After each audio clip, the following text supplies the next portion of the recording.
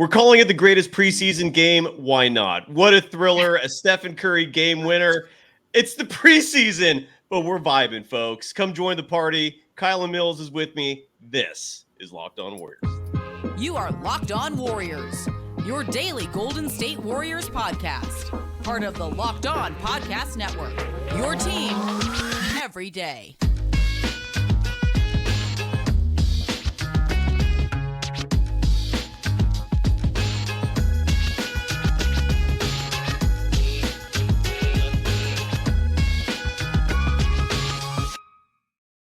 You for making Locked On Warriors your first listen every day. We're free and available wherever you get podcasts and on YouTube, where all our live shows are exclusively available. We're part of the Locked On Podcast Network, your team every day. You can follow Kylen Mills on all social media platforms. Add her name. It's super simple. Kylen Mills, at Kylen Mills more specifically. You can follow me, Cyrus, Saatsaz, on Threads at Dog Wild. Kylen, that was a thriller. I think it's safe to say greatest preseason game ever, at least for the Warriors. They come away a winner thanks to Stephen Curry's game winner. Your immediate reaction, and how the heck are you, Kylen? Good to see you. Good to see you, Cyrus. I mean, how are you not in a good mood after watching that game? The Warriors just put together an incredible performance, trailing pretty much all game for a large portion of the game by double digits, and they somehow come back on a Steph Curry game winner, sinks a triple with 5 seconds left. That's all she wrote. Kings are out of timeouts, and you just saw that this game was over. The Warriors were climbing back all throughout the fourth quarter, and there were some surprising performances for me from the Dubs, and it wasn't just, I know we're going to talk about and we have talked about Jonathan Kuminga, but I really like Trayce Jackson-Davis. I thought he played really well. I thought Dario Saric might have played his best game so far in the preseason. And so there's a lot to be excited about for Warriors fans. Saric, to me, though, and Jackson-Davis were two of the big pleasant surprises from the team's performance. Hell yeah. I mean, I don't even know where we start. I guess we start with Stephen Curry. I want to see if there's any sound yet from his post-game interviews. No, not yet. But let's read the stat sheet. Actually, do I have a box score? I feel so unprepared right now. That was too much. That was a very exciting game. I agree with you. How weird was it to you, I guess? Let's start here. How weird was it to you that in the fourth quarter, the Kings had a relatively commanding lead? It seemed like they had control of this game. Warriors are staying alive in it. They were down, I think, 18 at one point in the third quarter, but they keep coming back. They keep hitting big shots. And then middle of the fourth quarter, you suddenly see the Kings bringing Sabonis back in. You see them bringing De'Aaron Fox back in. They wanted to win this game. They were taking it seriously. And then you saw the Warriors respond by bringing Stephen Curry in. Chris Paul comes in. And, Stephen Curry, we both listened to his post-game interview. And I love what he said about this game, because he was asked about, why they put such a high priority on it, why they were even playing this late in the game. And he talked about identity, how the preseason, especially this year with this new roster, they're forging a new identity. And even though it's a preseason game, they are building that. They're building an identity of a team that's serious about winning a championship. Your reaction to Steph's words and just the fact that both teams took a game like this so seriously. It's still the preseason, technically. I love it personally. I mean, Steph Curry saying in that immediate post-game interview, talking with the game broadcast crew, that is Kylen, who asked him, I think it was Kylen who asked him. But anyways, basically Curry saying that they want to develop the habits and identity now, I think is a really positive sign. That's why the Warriors took this game so seriously, is because they want to develop that championship identity, the championship. Like I said, just you want to develop those habits. They want to be able to close out games. So they could have easily, just thrown in the towel when they were down by double digits to start out the fourth quarter. But this is going to emulate what they're going to do in the actual postseason, and in the regular season and postseason, but especially the opportunity for some different players to get into the fourth quarter, I think is huge, because it's not just about Steph Curry. We know he can hit game-winning shots, but seeing Moses Moody get some run in the middle of the fourth quarter, which he didn't play a lot tonight, which I didn't love, but he got a little bit of run there in the fourth quarter. But just seeing some different guys have the opportunity to play late in the game, see how CP3 fits in. I know Kerr put him back in with like maybe 2-3 minutes to go. I can't remember the exact timeline, but I mean, these are the times where the Warriors need to try to work out who's going to be in those late game situations, figure out, just kind of how they want to run the offense. How do they want to pace a game when they are trying to claw back and to, tie a game up and take a lead after they've been trailing throughout. I mean, this is all great practice. And I do agree with what Curry said that, you can start to establish that identity now. So even though it's preseason, Exactly. both teams absolutely were taking it seriously. And it's a big positive. The Warriors came out on top. Absolutely. And look, there's going to I be will say, I feel like the Kings and Warriors got something brewing. Like, I don't want to say rivalry, but there's a little both these teams are kind of yeah, we want to win this one, even if it's preseason. Absolutely. Look, people usually say, the old adage goes that it's not a rivalry until the other team wins. And look, the Kings haven't beaten the Warriors in a game that actually matters yet, right? I mean, the playoff series last year was incredible, but the Warriors came away victorious, but it really does feel like a rivalry. Look, it's a preseason game, yet both teams have their starters in there. The entire arena was going nuts, ape shit. Sorry for the profanity there, but I mean, look, Stephen Curry hits a game winner, and it felt like it mattered. If a preseason game has this much relevance, if it's this important, if it carries this much weight, yeah, I think it's a rivalry. But you're right, the Kings have to actually win some games in the process. Look, there's gonna be some negatives in this game as well. This was not a perfect performance. And I took a lot of notes, but look, they won. They remain undefeated in the preseason. The feeling is very good right now. And just to read off Steph's box score real fast, because this was Steph's night. Look, he had the game winner. Anyone who's 30 critical had about 30. Exactly. 30 for 30. You're absolutely right. Added 4 rebounds, 5 assists, had a +7, played 31 minutes in this game. So I took a ton of notes, Kylen, and I want to know what your feedback is. I thought Jonathan Kuminga played yet another great game. I was actually a little bummed that he wasn't in the game at the very end. Steve Kerr's closing lineup was Curry, Chris Paul, Klay Thompson, Andrew Wiggins, and Dario Saric, who was going to, I feel, have some nightmares tonight if those missed free throws ended up costing them the game. It did not. Did you like the closing lineup, by the way? Because you mentioned Moody. I noticed that as well. We didn't see him until late in the second quarter. He had limited minutes tonight. I think Moody total played 7 minutes. Yeah, so that was kind of weird. I would have liked to see him and Kuminga finish, or at least one of the two. Are you satisfied with that closing lineup? Because the closing lineup usually indicates who the coach trusts the most. What are your thoughts on who he finished with, Steve Kerr? I would have put Kuminga in the closing lineup. Absolutely. With the way he's been playing in preseason, he's been on an absolute tear. I would 100% trust him in that situation. And it's preseason. So this is exactly the time where you want your young players like a Jonathan Kuminga to get reps. So I would have liked to see him in there. I wasn't surprised.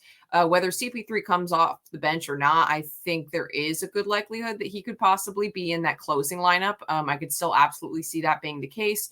So that wasn't a huge surprise. The rest wasn't a surprise to me, but I would have maybe traded out Kuminga for Saric. That's the one change I would have made. Aside from that, not a big shock, but I would have liked to see more Moses Moody in this game. He had one, I think it was the second quarter, maybe 5.5 minutes left when he finally did get in, that he had like a really nice little hesitation and moved to the basket and laid it in. And I was like, oh, okay, Moody. And then he had that nice no-look pass. I can't remember when it was late in the game. Who did he set up? He had a great no-look. Maybe it was to Saric or Trace Jackson Davis. It was Trace Jackson Davis, Moody with a no-look pass, and then he dunked over Sabonis. That was a really great finish by Trace Jackson Davis, I think in the fourth quarter.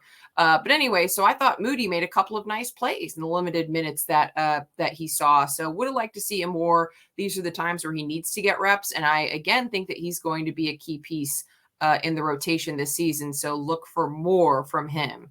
Yeah.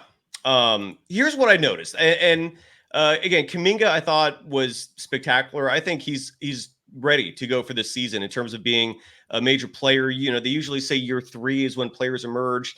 And Kuminga is so far fitting that cliche. 29 minutes for him, 18 points, the leading scorer in this team in the preseason so far through 4 games, had 6 rebounds, did have 5 turnovers, but I don't think they were costly turnovers. Stephen Curry also had 5 turnovers, to put it in perspective. One thing, here's what I observed, and I'd love to get your feedback on all this. First and foremost, in the first quarter, I saw a play that I feel like if the Warriors run this routinely, it's unstoppable. And that was a Stephen Curry, Jonathan Kuminga pick and roll. I don't know if you noticed that. They only ran it, I think, twice. The moment I saw that, my eyes opened up. I'm like, how the hell can anyone stop this? Especially if Kuminga is developing his game the way he is. I like the pick and roll period. I feel like the Warriors never run that enough, especially with the talent the Warriors have. And now that you got Chris Paul in the mix, but did you salivate at that concept the way I did? I know that's maybe a strong word, but I'm getting giddy about the Curry Kuminga pick and roll. What are your thoughts on that? With the way Kuminga has developed, he is dangerous in the pick and roll with his athleticism and verticality, both with Steph Curry and Chris Paul, which is why I've been saying I'm excited about CP3 being with a second unit, because I think Jonathan Kuminga needs someone like either Steph Curry or Chris Paul to set him up in those situations. So I love Jonathan Kuminga on the PNR, and I also love Trayce Jackson-Davis. He surprised me. He's great in the role. He has just kind of the mentality of that traditional big where he just lingers. He loves being in the paint, is good at finishing on those opportunities. And I will say that he looked really good in the pick and roll as well with all of the point guards who were out there running tonight. So, I mean, scary hours for the rest of the NBA, because I think Jonathan Kuminga's game has come to leaps and bounds. And I just was really, this to me was a big statement performance for Trayce Jackson-Davis.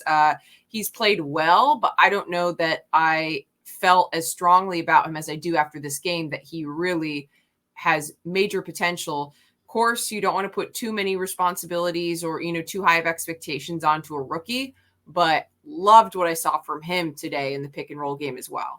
Yeah, one name that's in the chat a lot is Klay Thompson. This was not all roses tonight. He's starting to become a bit of a divisive topic when you bring up his name, because the dude's struggling. There's no way to paint it. Some people in the chat are saying he's going to be fine. Kylen, when we come back, I want to know how you feel about Klay Thompson. Is it too early to be pressing any panic buttons? In my mind, I'm already thinking maybe the bench is where he should go. And I know that's harsh, but I mean, you've got a lot of talented players on this team all of a sudden. And I'm never going to be a supporter of playing a person because of nostalgic reasons, playing a person because of what he did in the past. It's all about, when it comes to athletics, this moment. What are you doing right now? And if Klay can't play better than Kuminga, play better than Moody, I don't know. I don't know if it's a little concerning. We'll touch on that in just a moment. I'd love to get your thoughts. Got to give some love first to one of our two sponsors tonight, and that is Birddogs. Kylen, I got to get Charlie those clothes because I know he's going to love it. I really am confident in believing that. Your man is stylish. Your man looks good no matter what, but I can't even begin to imagine how he's going to look if he's wearing some Birddogs, because the whole premise of Birddogs is comfort and style all merged into one. In today's world, the post-pandemic scene, you still want to be comfortable, right? I think a lot of us have come to realize chilling at home is a nice concept. It's a beautiful idea, but sometimes you got to leave the house. Sometimes you can't just sit at home all day, and that's where Birddogs comes to play. You can just literally melt on your couch, watch TV, watch Warriors action, watch Locked On Warriors on YouTube, and then all of a sudden, if your partner says, hey, go get us some food, you don't have to change. You can just wear those exact same Birddogs, head out of the house, and look damn good out there doing it before you come back home, and you can just melt right in the couch again. So go to birddogs.com/LockedOnNBA or enter the promo code LockedOnNBA at checkout for a free Birddogs water bottle with your order. I have one of those. I have one waiting for Charlie. And again, these clothes are for men. So that's why, Kylen, I don't have any for you. That's birddogs.com/LockedOnNBA for a free water bottle at checkout. You won't want to take your Birddogs off. We promise you. You are Locked On Warriors, your daily Golden State Warriors podcast. Part of the Locked On Podcast Network, your team every day.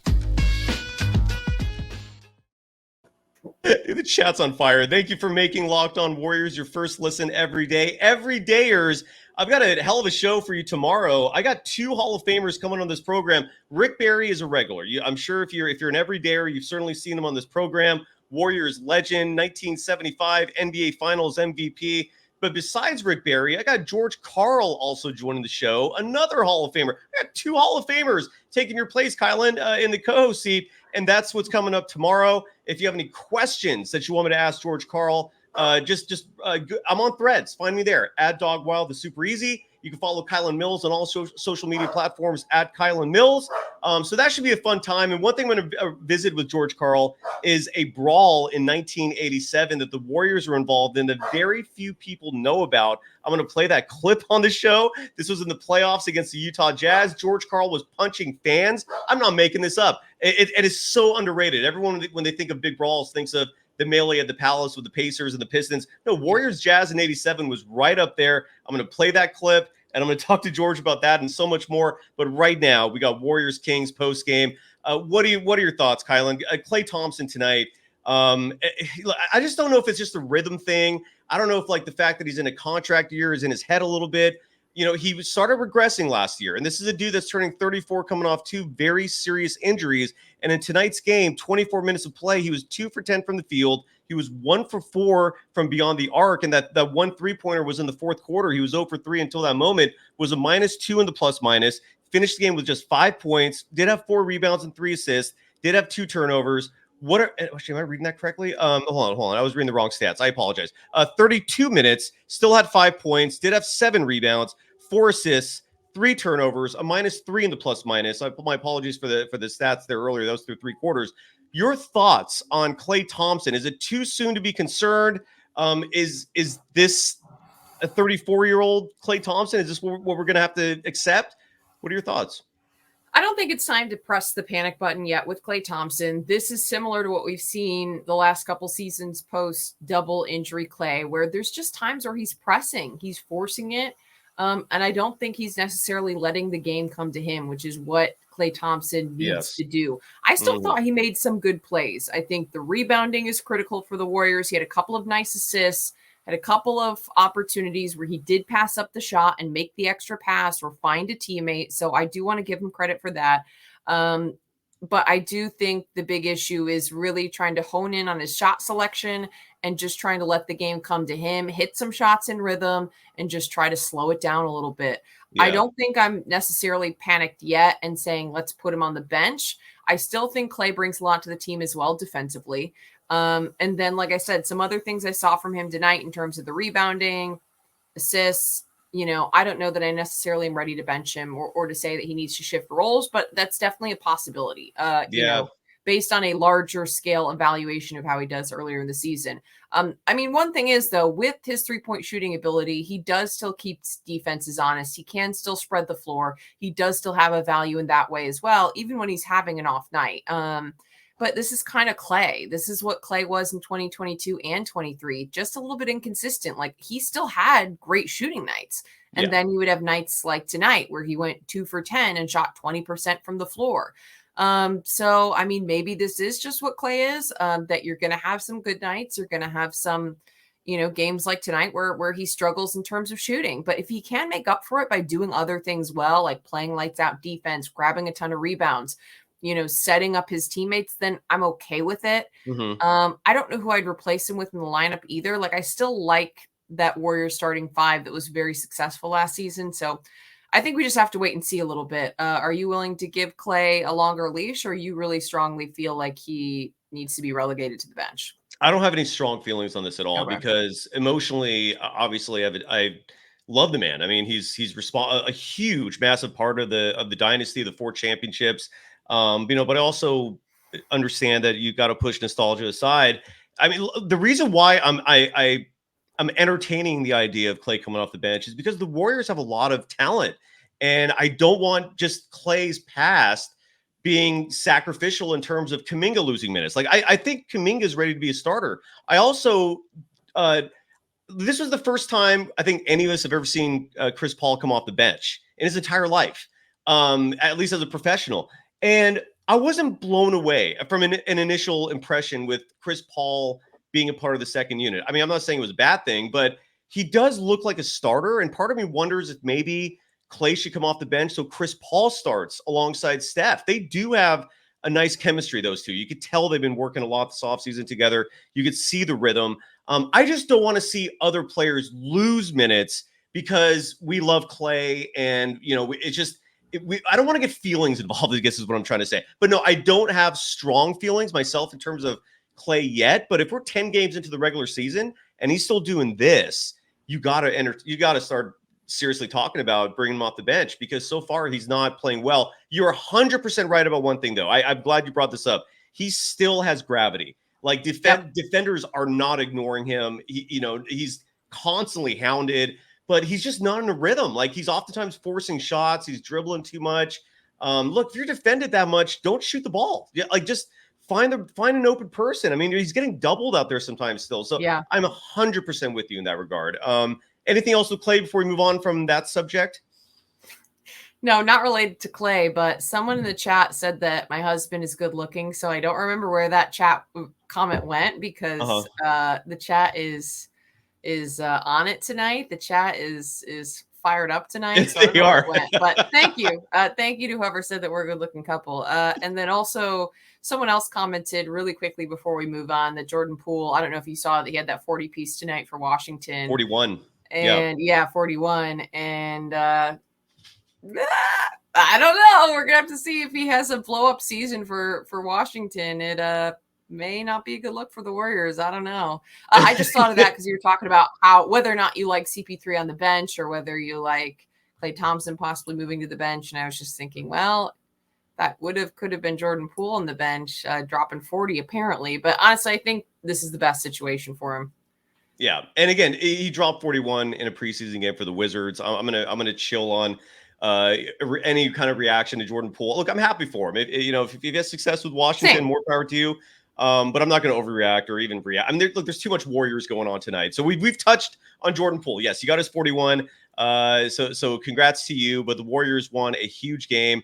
And I don't think they're thinking about Jordan Poole. I saw that and I just was like, you know what? The Warriors have so much going on. It's not even worth thinking about at the moment. What did you think about the Twin Towers?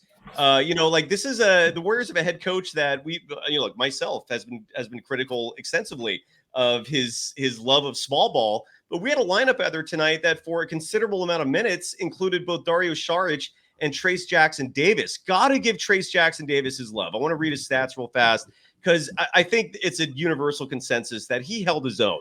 He was playing an All-NBA center in Domantas Sabonis, and he did not look like a rookie who was out of place. He looked like he fit. He looked like it belonged out there. And in 25 minutes of play, was 6 of 14 from the field. Good, not great in that department, but he had 13 points, had 10 rebounds. And most importantly, he was challenging shots. He was playing solid defense. I love this kid. And then again, we saw this Twin Towers lineup where he was out there oftentimes with Dario Saric, who spreads the floor with his own three-point shooting. Saric tonight was just 1 for 5, but I mean, teams respect him. They're not going to just let him sit out there alone. And Saric finished with 14 points, 6 rebounds himself. Look, the Twin Towers was a great look. What were your thoughts on seeing two bigs out there, which is a very rare occurrence for this Warriors team? I like it. The Warriors, I think, need to go bigger, and they have to have bigs who can contend with the way a lot of these other teams are shaped. And we keep talking about, they have to have an answer for a Nikola Jokic. So they better start giving some of these bigs some minutes now and start trying to work them into, that role. And I like having the extra size because the Warriors have struggled with paint protection. They've struggled with size. They've struggled with stretch fives or bigs. And so, I loved it, but I love Trayce Jackson-Davis's game. I think that he was giving Sabonis fits tonight. I mean, to be fair, he dunked over Sabonis. That, like I said, I can't remember exactly when it happened in the game. I wrote it down, but I didn't write the time code. He dunked over Sabonis on that no-look pass from Moody, and I was like, yeah, buddy. But I thought he played good. I thought he played good defense. He's very athletic. He has size with the Warrior, which is what the Warriors need. He finished really well. He looked pretty smooth.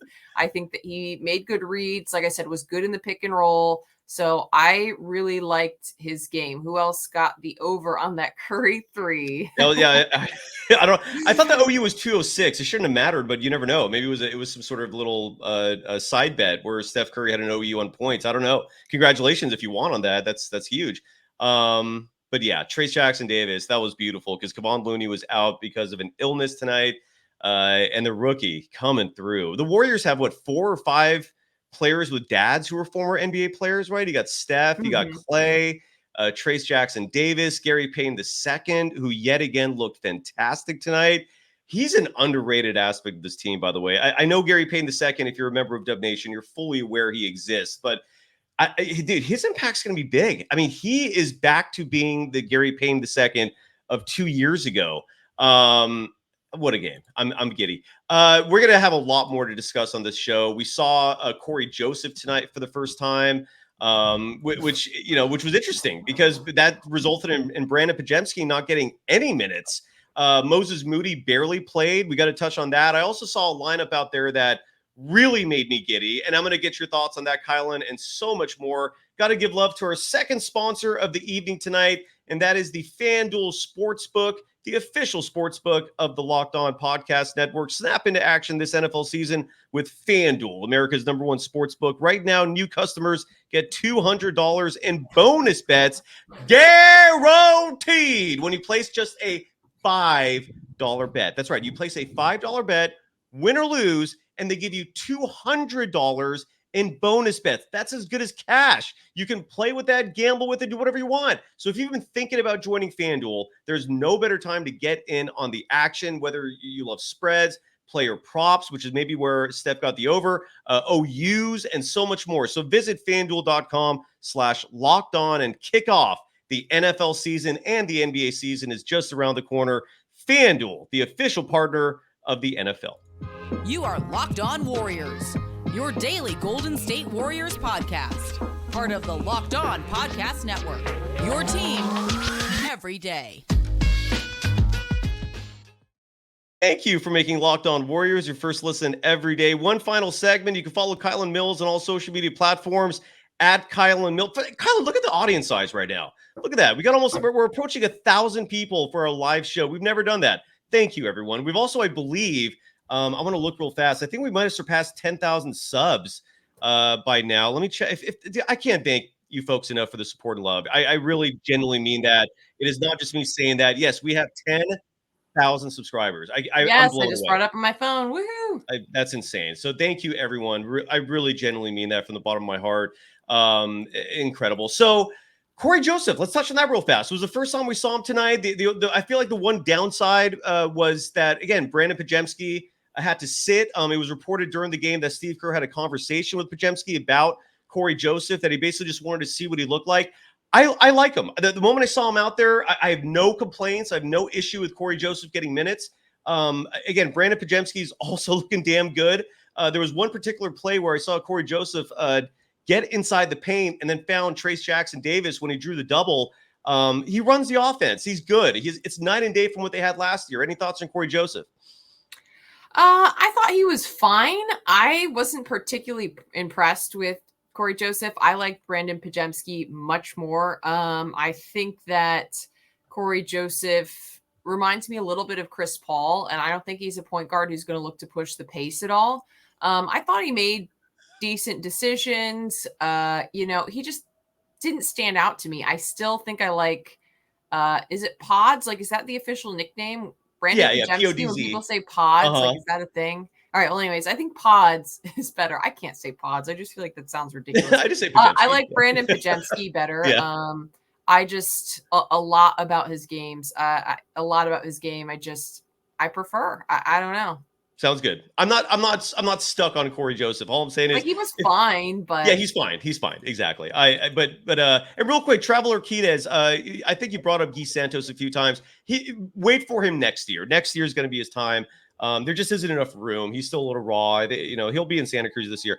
There was a lineup I saw. Are we ready to move on from Corey Joseph talk here? Okay. So, and kudos. The first game, it was fine. I have no complaints. But I get at the same time, Brandon Pajemski has been really impressing me in this preseason, and I can't wait to see what comes from that.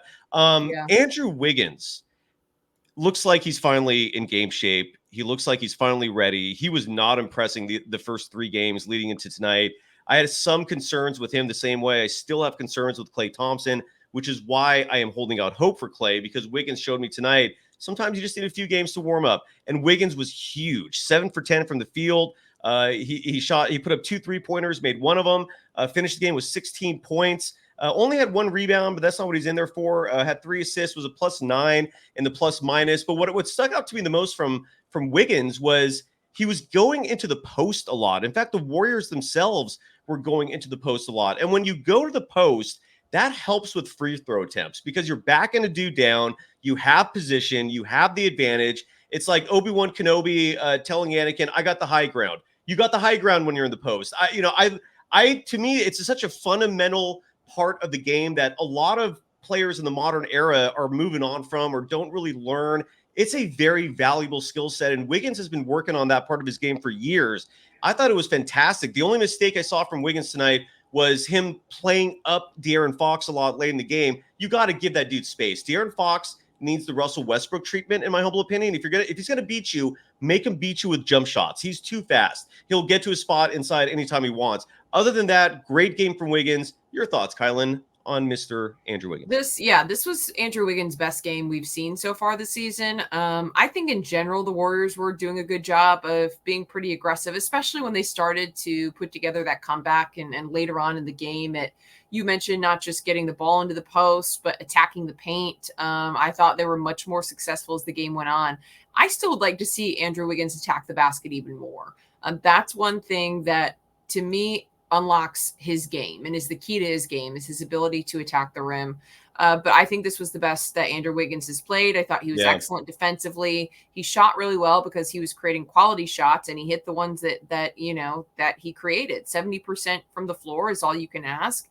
1 rebound, 3 assists, a steal, a block. Like I said, I think the defense is something that is critical. And he was tasked with guarding De'Aaron Fox. That's not easy. De'Aaron Fox is one of the most prolific offensive players in the NBA. I mean, the way he finished out last season, I mean, he is incredible. You mentioned his speed already. Like, he can blow by anyone. And I think that Andrew Wiggins did well. So I'm happy to see him progressing, and hopefully this continues, because I agree with you. He's been a little bit underwhelming so far. Yeah, absolutely. And real quick, just to say, I am not at all saying Brandon Podziemski should not play. There's one person in the chat. I'm not at all. I love Podziemski. I've just been hyping up and raving the kid. So if he gets Corey Joseph's minutes, so be it. All I'm saying is, last year still haunts me a little bit. So Corey Joseph, even on last year's team, would have been night and day a positive. But Brandon Podziemski, I'm in love with the kid. He's so far so amazing.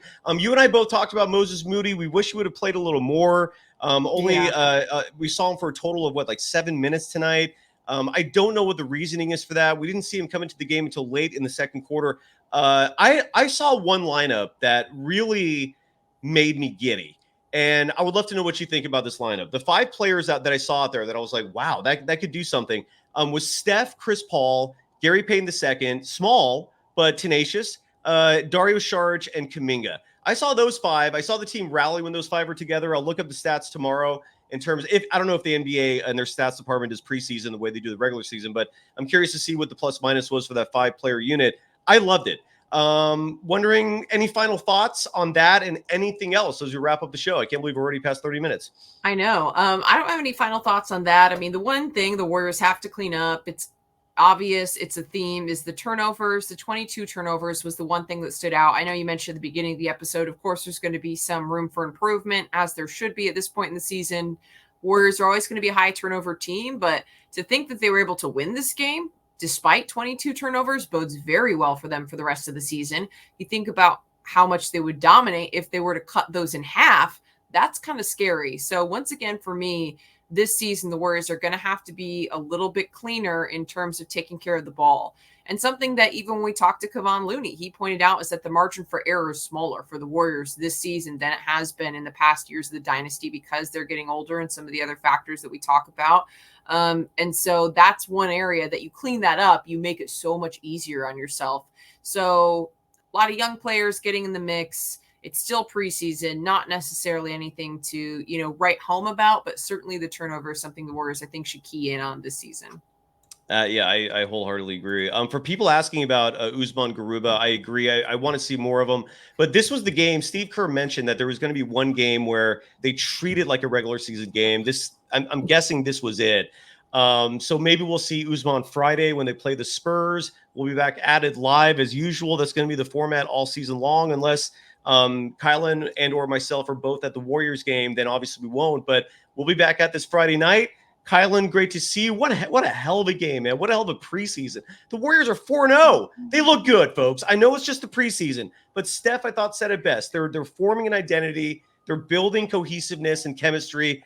I'm getting giddy, folks. That's all I can say. I'm already looking forward to those Nuggets matchups in the regular season because they right now are the standard bearer, and I want to see how this Warriors team stacks up with them. Any final thoughts, Kylen, as we wrap it up? Night-night. Preseason night-night from Steph Curry. Night-night. You're a legend. That's it. Night-night. Bye. Oh, that was awesome. That was